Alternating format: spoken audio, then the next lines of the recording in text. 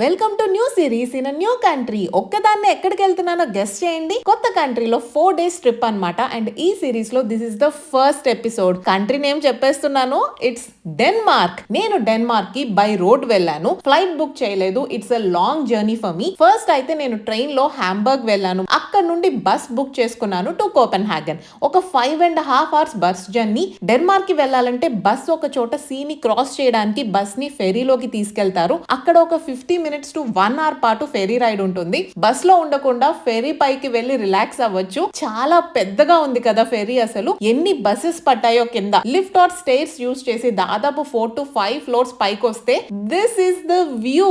నేను కేవలం ఈ ఫెరీ రైడ్ కోసమే బస్ బుక్ చేసుకున్నాను.